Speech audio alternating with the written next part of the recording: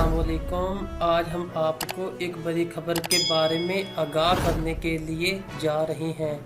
जैसा कि वफाकी दारुल हुकूमत इस्लामाबाद समेत मुल्क भर में तमाम वफाकी तालीमी अदारों के औकात-कार तब्दील। सूबा पंजाब में भी 21 मार्च बरोज़ सोमवार से तालीमी अदारों के औकात-कार में तब्दीली की तजवीज़। इससे कबल पंजाब भर में यकम रमज़ान से स्कूलों के औकात-कार में तब्दीली पर इत्तफाक हुआ था, लेकिन बढ़ती गर्मी के बाद आइंदा सोमवार से ही पंजाब के स्कूलों के औकात-कार तब्दील करने की तजवीज़ ज़ेर गौर है।